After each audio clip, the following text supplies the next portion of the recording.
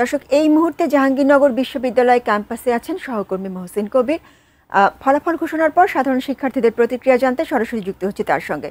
মহসিন, প্রায় 50 ঘন্টা পর প্রতীক্ষার পর ফলাফল ঘোষিত হলো। কিছুক্ষণ আগে আমরা বিজয়ী দলের শিক্ষার্থীদের আনন্দ উল্লাস দেখেছি। এই মুহূর্তে সাধারণ শিক্ষার্থীদের মধ্যে কী প্রতিক্রিয়া দেখছেন আপনি?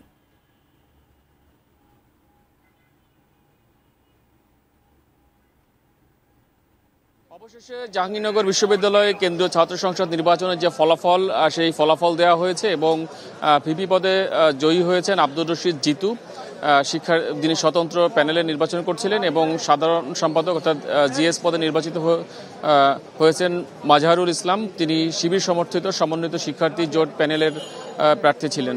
এছাড়া এই জাকসুতে যে 25টি পদ, সম্পাদকীয় পদ সহ যে 25টি পদ রয়েছে, সেই 25টি পদের মধ্যে 21টি পদ পেয়েছে শিবির সমর্থিত যে সমন্বিত শিক্ষার্থী জোট প্যানেল। সেই প্যানেলের বলা যায় যে এক ধরনের ভূমিধস জয় হয়েছে এবং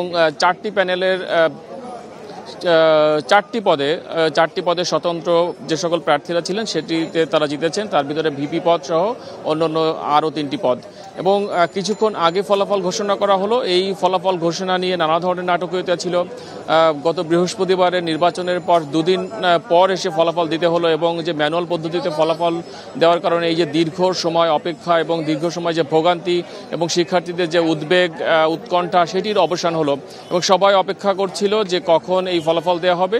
শেষ মুহূর্তে আজকে 10টায় যখন হল সংসদগুলোর ফলাফল ঘোষণা করা হয়, তারপর ধারণা করা হচ্ছিল যে হয়তো খুব দ্রুত শেষ হবে। তো বিকেল 4:30টায় সময় দেওয়া হয়েছিল। 4:30টার পর সময় দেওয়া হলো। 5টার দিক থেকে আনুষ্ঠানিকভাবে ফলাফল ঘোষণা করা শুরু হয় এবং সেটি 7টার দিকে গিয়ে কেন্দ্রীয় সংসদ যে জাকসু, সেই কেন্দ্রীয় সংসদের ফলাফল ঘোষণা হয়। এবং সেখানে যেটি বলছিলাম যে শুরু থেকে যে ভিপি পদে যিনি জয় পেয়েছেন, তিনি স্বতন্ত্র প্যানেলে নির্বাচন করেছেন, তিনি আব্দুর রশিদ জিতু, এবং 4টি প্যানেলে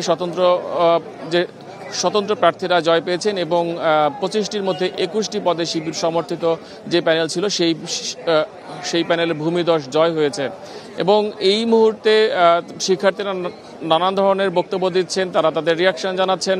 এবং কিছুক্ষণ আগে যিনি নতুন ভিপি আব্দুর রশিদ জিতু, তিনি কথা বলছিলেন গণমাধ্যমের সঙ্গে। তিনি বলছিলেন যে শিক্ষার্থী বান্ধব এবং লেজুর ভিত্তিক রাজনীতি বন্ধে তিনি কাজ করবেন এবং একই সঙ্গে তিনি ইনক্লুসিভ অর্থাৎ সবার অংশগ্রহণমূলক একটি ক্যাম্পাস গঠনের জন্য তিনি কাজ করবেন। তো সামগ্রিকভাবে এই হচ্ছে পরিস্থিতি যে 2 দিন ধরে যে উদ্বেগ উৎকণ্ঠা এবং অপেক্ষা ছিল, সেই অপেক্ষার অবসান হয়েছে এবং জাকসুর নির্বাচনের যে ফলাফল, শেষ পর্যন্ত সেই নির্বাচনের ফলাফল ঘোষণা করা হয়েছে।